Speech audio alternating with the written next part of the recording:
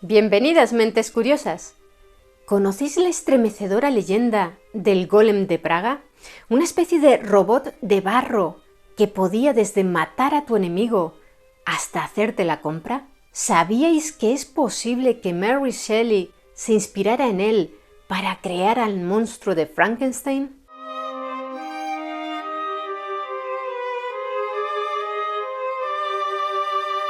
En Praga, el ático de la sinagoga Vieja Nueva, situada en el barrio judío, es un lugar prohibido para los visitantes.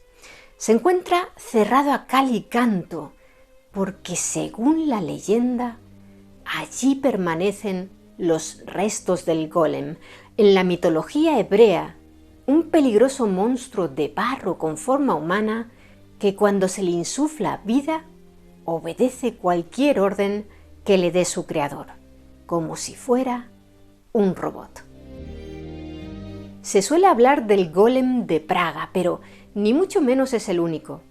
Las raíces de esta peculiar figura mitológica las encontramos en la Biblia, en Génesis 2, versículo 7, donde se cuenta que Dios creó a Adán. Entonces Dios formó al hombre del polvo de la tierra, explica el Antiguo Testamento, e insufló en su nariz aliento de vida, y resultó el hombre un ser viviente. Así, el propio Adán fue en principio un golem al que después Dios otorgó un alma. Podemos encontrar la palabra golem en otra parte del Antiguo Testamento, en el Salmo 139, en los versículos 15 y 16, cuando precisamente Adán le da las gracias a Dios por otorgarle vida a partir de la tierra. No fue encubierto de ti mi cuerpo, aunque en oculto fui formado y entretejido en lo más profundo de la tierra. Mi embrión vieron tus ojos, y en tu libro estaban escritas todas aquellas cosas que fueron luego formadas, sin faltar ni una de ellas. Ahí la palabra golem se usa con el sentido de embrión o masa informe, algo que no está acabado, y en el Talmud, libro que recoge las discusiones rabínicas sobre leyes judías, tradiciones, narraciones, historias y leyendas, también adquiere ese significado de algo que es imperfecto, sin alma. Hemos hablado de Adán, según la Biblia, una criatura de Dios, pero de quien hoy nos ocuparemos es del golem, creación de los descendientes de Adán, los seres humanos. Según una leyenda medieval, el profeta Jeremías y su hijo Ben Sirá, tras estudiar juntos el Sefer Yetzirah, el libro de la creación, obra antigua de la literatura cabalística atribuida al patriarca Abraham y a la que se considera mágica, lograron crear un hombre sobre cuya frente estaba escrita la palabra Emet. En hebreo esta palabra significa verdad y se forma con la primera letra del alfabeto hebreo llamada Aleph, la del medio y la última, de manera que representa una visión global de las cosas, desde el principio hasta el final. La criatura, tras cobrar vida, les dijo al profeta y a su hijo: Dios creó a Adán, y cuando él decidió que el primer hombre debía morir, le borró la letra Aleph de la palabra Emet, y Adán murió, ya que Met significa muerto. Yo quiero que hagáis conmigo lo mismo. De esta manera, cuando Jeremías y Ben Sirá le borraron esa letra, aquel ser volvió al polvo. Fue un experimento que pretendía ser meramente contemplativo, ya que en este caso sus creadores no pretendían que el golem cumpliera ninguna misión. No es el caso de la criatura de la que os vamos a hablar ahora, seguramente el más famoso de los golems, el de Praga. Según cuenta la leyenda, esta criatura nació a finales del siglo XVI en la actual capital checa, gracias a las manos y las artes mágicas del rabino Yehudá Liu ben Bezalel, una persona que existió realmente y que era un erudito en disciplinas como las matemáticas y la alquimia. También se le conoció como el Gran Maharal o el cabalista de Praga. Era el rabino mayor de la judería de la ciudad y se le considera el mayor líder espiritual de la historia de los judíos de Praga. En la época del rabino Liu, en la ciudad checa llegó a estar la corte del Sacro Imperio Romano Germánico. Entonces reinaba sobre estos territorios el emperador Rodolfo II de Habsburgo, nieto de Carlos I de España y V de Alemania. Rodolfo II era hijo de la infanta María de Austria y había sido educado en la corte española en Madrid durante 8 años bajo la tutela de su tío, Felipe II, hermano de su madre y por entonces uno de los reyes más poderosos de Europa. Felipe II, ferviente católico, deseaba evitar que las ideas de su cuñado Maximiliano II, que simpatizaba con la causa protestante, influyeran en su hijo y sucesor, Rodolfo. Cuando éste heredó tras la muerte de su padre el Sacro Imperio Romano Germánico y los reinos de Bohemia y de Hungría, se instaló al principio en Viena, donde, por cierto, seguía hablando el idioma que le resultaba más natural, el castellano. Pero unos años más tarde, en 1584, decidió llevar la corte a Praga, la capital de Bohemia.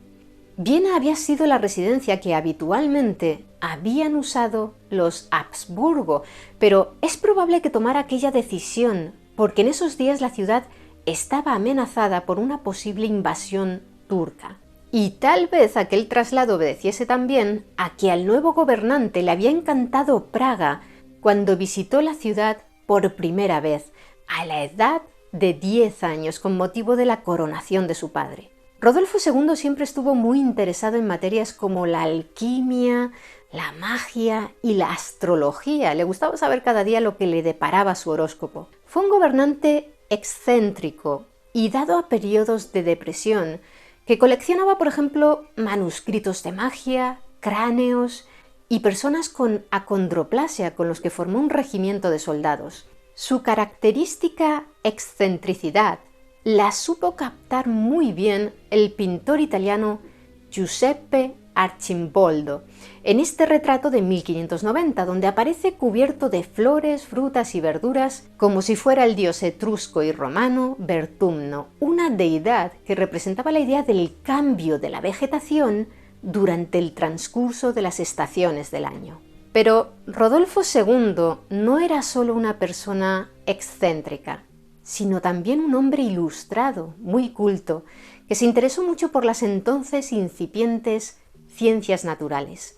En su corte eran bienvenidos alquimistas y astrólogos, pero también artistas y matemáticos y astrónomos como el alemán Johannes Kepler, que ocupó en su corte el puesto de matemático imperial y descubrió en Praga 2 de sus 3 leyes sobre los movimientos de los planetas en su órbita alrededor del Sol. En el terreno de lo religioso eran tiempos convulsos, porque no solo estaban los enfrentamientos con los otomanos, sino también los conflictos entre los propios cristianos, católicos frente a protestantes, y de estos con los judíos. Rodolfo II, merced a la influencia de su tío Felipe II y su educación en la corte española, era un fervoroso católico, de manera que se convirtió en uno de los impulsores de la Contrarreforma en Bohemia, una recatolización que no gustó demasiado a la poderosa aristocracia checa. Además, como el gobernante de origen español era más bien de carácter reservado, no mantenía una comunicación fluida con esos aristócratas que veían al emperador casi como a un igual, lo que le daba problemas a Rodolfo II a la hora de conseguir aliados. Los conflictos religiosos en el imperio terminarían por desembocar en 1618, 6 años después de la muerte de Rodolfo II, en la Guerra de los 30 años, que en un inicio se trató sobre todo de un conflicto político-religioso que enfrentó a estados pertenecientes al Sacro Imperio Romano Germánico, que eran partidarios de la Reforma, y aquellos que apostaban por la Contrarreforma. Pero volvamos a finales del siglo XVI, a la supuesta época en que nació el Golem. Pese a su fervor católico, Rodolfo II era bastante tolerante con el resto de religiones, igual que lo había sido su padre, Maximiliano II, y llegó a estipular la libertad religiosa también para los protestantes, aunque claro, fue un intento de ganarse las simpatías de su descontenta aristocracia. También hacía gala de su tolerancia con los judíos y, de hecho, al periodo entre 1570 y 1620 se le denomina la Edad de Oro de los judíos checos. Rodolfo llegó a emitir decretos para proteger a los judíos frente a los actos violentos de los cristianos y les permitió convertirse en artesanos. Y aquí se juntan los caminos de dos de los protagonistas que ya hemos mencionado, el emperador y el rabino Liu, que era maestro religioso judío en la sinagoga Staronová, también conocida como la Sinagoga Vieja Nueva, que es una de las más antiguas de Europa. Como el monarca, el maestro judío también estaba muy interesado en las ciencias naturales. Ambos se reunían de vez en cuando para conversar sobre diferentes temas, como la cábala, las enseñanzas esotéricas medievales del judaísmo y del misticismo judío, algo así como la magia blanca de los sabios judíos, por la que Rodolfo II sentía un gran interés.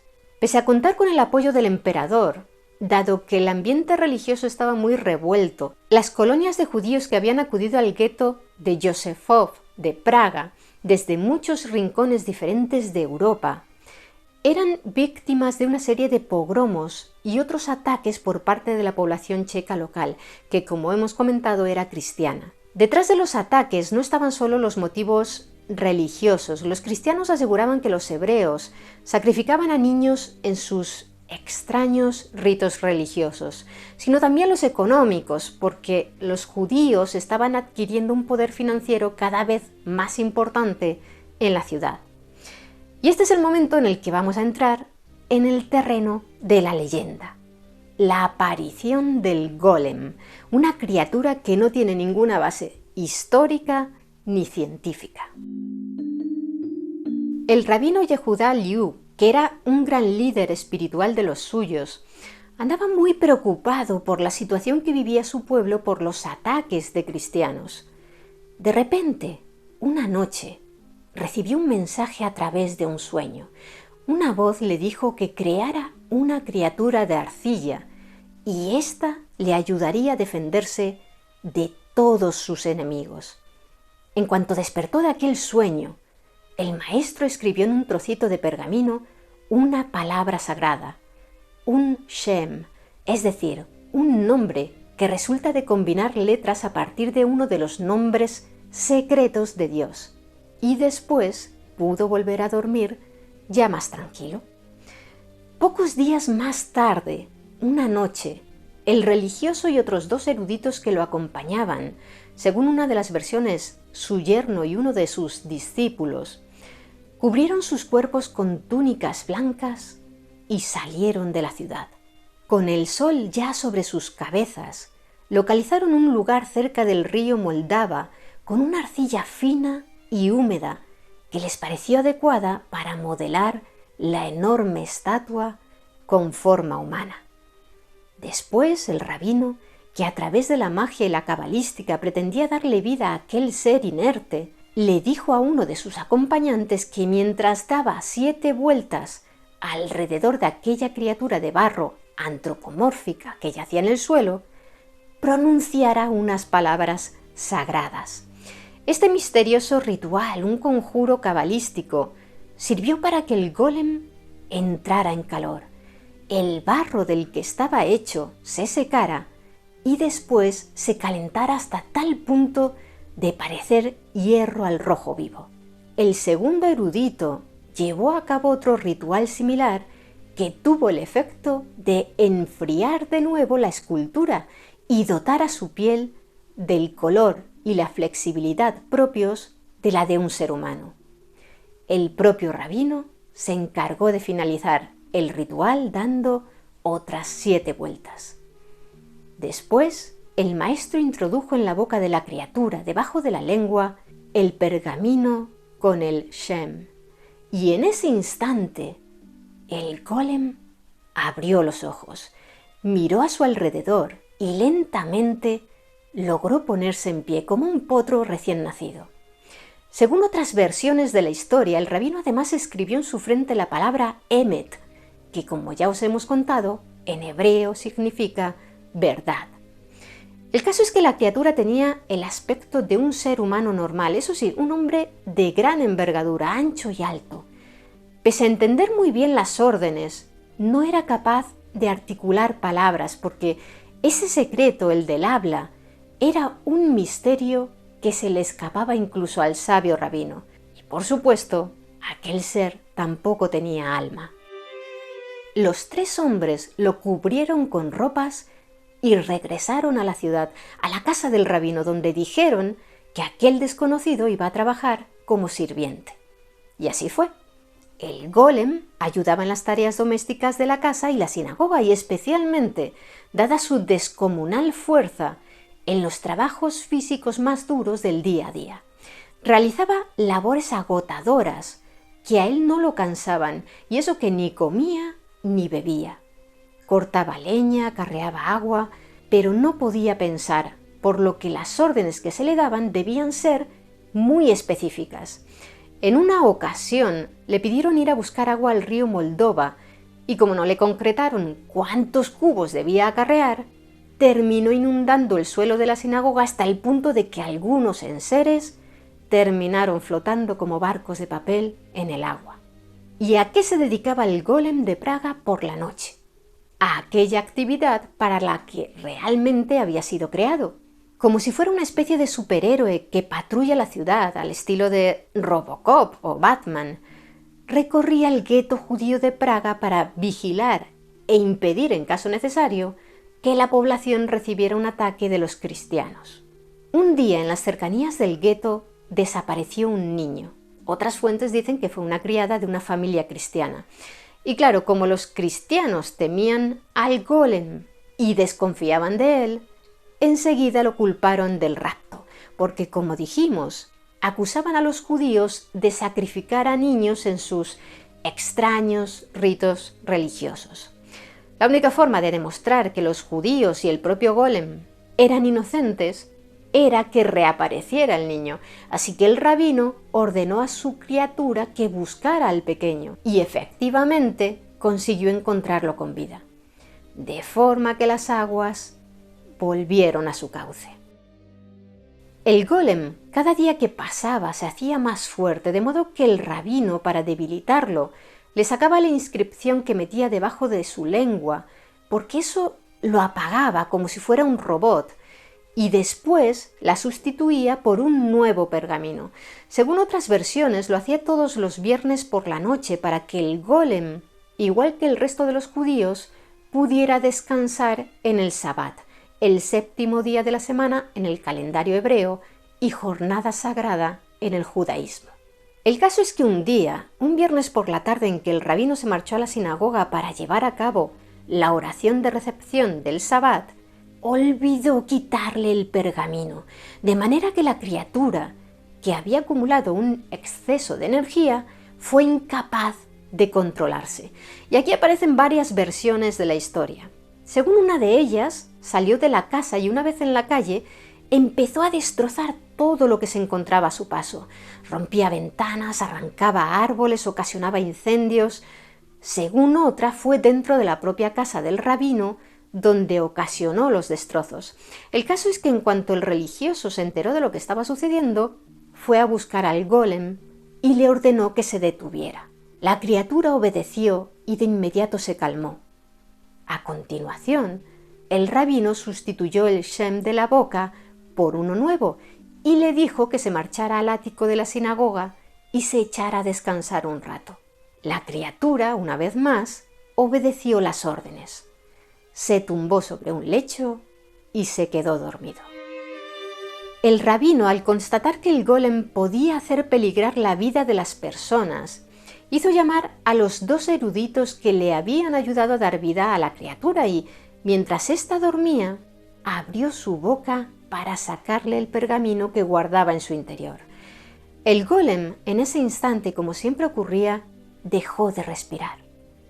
A continuación, el maestro y sus acompañantes iniciaron un ritual similar al que habían usado para darle vida, pero esta vez cantaron al revés las palabras mágicas que habían pronunciado a orillas del río Moldava. La respiración de la criatura se fue haciendo más y más lenta. El golem primero perdió su temperatura corporal humana y después su piel empezó a transformarse para volver a convertirse en arcilla. Cuando el maestro Liu dio la última de sus 7 vueltas, el cuerpo de la criatura empezó a agrietarse y a quebrarse. Según la versión de que para darle vida el rabino le había escrito la palabra Emet en la frente, a fin de arrebatársela, suprimió la primera letra para dejar el vocablo Met, que como dijimos en hebreo significa muerte. El caso es que una vez sin vida, el rabino Liu lo cubrió con unas telas viejas y prohibió la entrada a esos terrenos. Y allí en la sinagoga vieja nueva descansan, según la leyenda, los restos de aquella peculiar criatura sobrenatural. Aunque para algunos sigue despertando una noche cada 33 años y para otros no está muerto, solo dormido, a la espera de que los judíos de Praga vuelvan a necesitarlo. Lo cierto es que lo habrían necesitado durante la Segunda Guerra Mundial, cuando la Alemania nazi inició una limpieza étnica en el país que acabó con la vida de cerca de 80.000 judíos checos. A raíz de la leyenda del golem, se prohibió la entrada a aquel ático de la sinagoga Staronová a todo el mundo excepto a los sucesores de Liu, y nadie se atrevió a volver a poner un pie en el lugar, hasta que, según se cuenta, en el siglo XVIII, el investigador y rabino de Praga, Yehezkel Landau, conocido por su obra Noda B'Yehuda, y uno de los sucesores de Liu como rabino jefe de Praga, decidió subir aquellas escaleras. Al parecer, regresó con el rostro pálido. Según unas versiones, mientras estaba en la parte alta de las escaleras, dudó y volvió a bajarlas muy asustado. Según otras, llegó a entrar en el ático y bajó atemorizado sin contar a nadie lo que había visto allí arriba. E igual que había hecho su antecesor, prohibió que nadie pudiera subir. Cuando por fin en 1883, con motivo de unas obras de remodelación del ático, otras personas entraron en el lugar, lo cierto es que no encontraron restos del golem. Y aquí nos topamos con nuevas versiones de la historia, claro, porque hay quien dice que la criatura fue enterrada en un cementerio de Praga ubicado en el distrito de Žižkov. Por supuesto, las leyendas continuaron. Según una de ellas, un nazi que durante la ocupación de Polonia se atrevió a subir al ático de la sinagoga Vieja Nueva, murió poco después en circunstancias misteriosas. El de Praga es sin duda el golem más famoso, pero no el único. De hecho, existe una leyenda polaca anterior a la checa. Transcurre también en el siglo XVI, pero en el este de Polonia, en la localidad de Helm, cerca de Lublin. El protagonista es un joven rabino polaco llamado Elia Baal Shem, un erudito talmúdico que existió de verdad y estudiaba la cábala. Baal Shem es un rango que se otorga a los judíos que pueden hacer milagros y curaciones mediante el conocimiento secreto de los santos nombres de Dios. Un día los que lo rodeaban observaron que el rabino había empezado a estudiar mucho las estrellas, a consultar numerosos libros y a hacer cálculos que les parecían muy complejos. Además, oraba y guardaba periodos de ayuno con mucha mayor frecuencia de lo normal. Una mañana, Elía ordenó a uno de sus ayudantes que le subiera al desván de la sinagoga unos cubos de agua y un par de sacos de arcilla, y allí se encerró de nuevo con sus libros. En este caso él solo, sin ayuda de colaboradores, creó la figura antropomórfica. Escribió el nombre secreto de Dios en un trozo de papel y lo introdujo en la boca de su obra. Según otras versiones, también escribió en su frente la palabra Emet. Usando sus conocimientos cabalísticos, un hechizo mágico logró insuflarle vida a la escultura. El golem era enorme, tanto que apenas podía pasar por las puertas, debido a su altura y contaba con la fuerza de muchos hombres juntos, de forma que ayudaba en las tareas cotidianas más duras de los judíos, siempre aceptando las órdenes que se le daban. Y como el de Praga tenía como misión defender las vidas de las gentes de la comunidad si recibían el ataque de los campesinos locales, que eran cristianos. Tampoco él podía pensar ni hablar, ya que no era la mano de Dios quien lo había creado, sino la de un hombre. Así que el golem ocasionaba no pocos problemas. Un día lo enviaron a cortar leña a un bosque cercano de Helm. Esta misma anécdota se cuenta del de Praga. Y al ver el rabino que no regresaba, fue preocupado en su busca, porque era además viernes y su creación no debía seguir trabajando porque de hacerlo terminaría profanando el Sabbat. Cuando llegó al bosque, se encontró con que de la enorme arboleda solo quedaban unos pocos ejemplares en pie. El golem los había cortado ya casi todos. También se cuenta de él la anécdota de los cubos de agua que terminaron inundando la sinagoga. Elías había observado que la criatura no dejaba de crecer y pensó que su desorbitada fuerza, unida a su incapacidad para razonar, podía representar una grave amenaza para la vida de las personas. En realidad, en una de las versiones de la historia, el golem ya había matado a un campesino, de manera que el rabino oró para pedirle a Dios un consejo sobre qué hacer con la criatura que había creado. A la mañana siguiente ya tenía la decisión tomada. Según una versión de la leyenda, en cuanto terminaron los himnos de despedida del Sabbat, le ofreció al golem una copa de licor en la que había introducido unas hierbas para hacerlo dormir. Y cuando lo escuchó roncar, se acercó a él, le quitó el pergamino con el Shem, de manera que dejó de respirar, y le borró la letra Aleph de la palabra Emet. De inmediato, el gigante perdió su forma humana y volvió a ser de arcilla. En otras fuentes se cuenta que como la criatura era tan alta y el rabino no le llegaba a la cabeza para poder borrarle la primera letra de la inscripción que llevaba en la frente, un día, estando los dos en el desván de la sinagoga, le pidió a la criatura que le ayudara a quitarse los zapatos. Aprovechó que el gigante se tuvo que inclinar ante él para rápidamente borrarle aquella primera letra de la palabra Emet, y así le quitó la vida como se la había dado. El golem cayó hecho pedazos. Algunas fuentes señalan que el rabino Elías, que en la vida real tuvo una muerte prematura, falleció con 30 y pocos años, murió aplastado bajo el peso de la criatura cuando éste cayó sin vida sobre él. Otras que en realidad solo recibió un rasguño. El testimonio más antiguo que menciona la capacidad de los judíos polacos para crear golems lo encontramos en una carta escrita en el siglo XVII, concretamente en 1674, por un folclorista no judío llamado Christoph Arnold. En dicha misiva se decía: tras decir algunas oraciones y celebrar ciertos días festivos, hacen la figura de un hombre de arcilla, y cuando han dicho el Shem Améforas, el nombre explícito e innombrable de Dios sobre ella, la imagen cobra vida, y aunque la imagen misma no puede hablar, entiende lo que se le dice y se le ordena.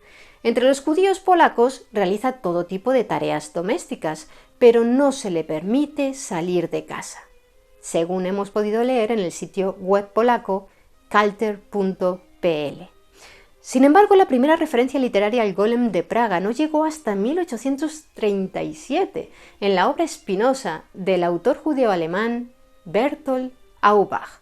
Dadas las numerosas similitudes entre la criatura checa y la de Helm, algunos expertos consideran que la leyenda polaca fue anterior y que debió de llegar a Praga a mediados del siglo XVIII. Lo que pudo ocurrir es que la historia, una vez arribó a la ciudad checa, se le atribuyó a otro importante rabino judío que era casi de la misma época que Elías Baal Shem y que había vivido en Praga, Yehudá Liu ben Besalel, quien por cierto había nacido en Poznań, Polonia. Seguramente mientras estáis viendo este vídeo A muchos se os han venido a la cabeza las semejanzas con la historia de la novela Frankenstein o el moderno Prometeo, publicada por la inglesa Mary Shelley en 1818. En esta historia también es un sabio, aunque en este caso pertenece al mundo de la ciencia y no al de la religión, quien da vida al monstruo. Ya sabéis, Víctor Frankenstein, el cual, llevado por su curiosidad científica y su obsesión por crear vida a partir de materia inanimada, es incapaz de medir las consecuencias de jugar a ser Dios. Este clásico de la literatura no es solo una novela de terror, sino una reflexión acerca de los límites de la investigación científica y, sobre todo, de la responsabilidad que implica tener la capacidad de crear vida. Y como en el caso de la leyenda judía, el monstruo termina por perder el control, llevado en su caso por la ira y el sentimiento de soledad, y asesina a personas, incluida la esposa de su creador. También propicia de manera indirecta la muerte de Víctor, su hacedor, como en el caso del rabino Elías, ya que el científico fallece mientras lo persigue en el Ártico con la intención de destruir a su criatura. ¿Se inspiraría en parte Mary Shelley en el golem judío para escribir su novela? No lo sabemos, pero desde luego es posible que la historia le llegara a través del lingüista, filólogo y mitólogo alemán Jakob Grimm.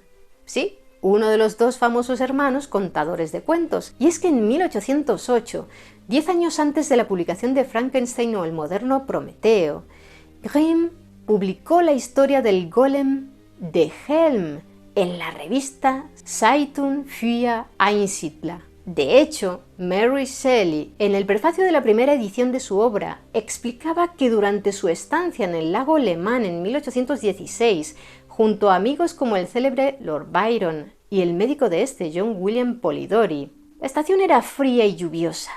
Cada noche nos reuníamos alrededor del fuego y en ocasiones nos entreteníamos con algunas historias alemanas de fantasmas que caían en nuestras manos. Entre esas historias bien pudo encontrarse la del golem polaco contada por Jakob Grimm. Por cierto, de aquel encuentro junto al lago suizo en Villa Diodati, nació no solo el libro sobre Frankenstein, sino también El vampiro de Polidori, publicado en 1819 y que inspiró claramente a Bram Stoker a la hora de escribir Drácula en 1897. El mundo de las artes en general y el de la literatura en particular se han interesado en numerosas ocasiones por la figura del golem, en especial el de Praga, como el dramaturgo, novelista y filósofo alemán Johann Wolfgang von Goethe, que visitó en el siglo XVIII la sinagoga Staronová y, según se cuenta, se inspiró en esta leyenda para crear su poema El aprendiz de brujo de 1797, en el que el aprendiz encanta una escoba para que haga el trabajo por él, que consiste en ir a buscar agua con un cubo. Pero pronto el suelo se inundará de agua porque no sabe controlar a la escoba. También es muy famosa la novela El Golem, publicada en 1915 por el austriaco Gustav Meyrink, y en cuya obra se basó el realizador alemán Paul Wegener para coescribir, codirigir y protagonizar la película muda de 1920. Y algunos habréis leído el poema homónimo del argentino Jorge Luis Borges, escrito en 1958 e inspirado en la leyenda hebrea de Praga. Está considerado uno de los más interesantes del famoso autor bonaerense y sus versos finales dicen así: en la hora de angustia y de luz vaga, en su golem los ojos detenía. ¿Quién nos dirá las cosas que sentía Dios al mirar a su rabino en Praga? Aún más cercana en el tiempo es una novela publicada en 1997 por la novelista y ensayista estadounidense Cynthia Ozick, que actualiza el mito y está cargada de humor e ironía.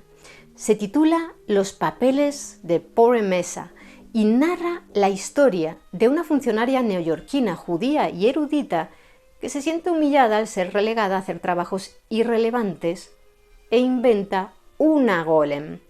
Esta se llama Jantipa, como la esposa de Sócrates, y ayudará a su creadora ni más ni menos que a convertirse en alcaldesa de la ciudad. Pero como ocurre siempre con todos los de su especie a lo largo de los siglos de leyendas, también Jantipa se descontrolará. Curiosamente, hoy muchos relacionan el golem de la mitología hebrea con la inteligencia artificial, una creación del hombre que también recibe instrucciones para llevar a cabo tareas y que, según las voces más pesimistas, podría terminar escapándose de nuestro control y sembrar el caos entre la humanidad.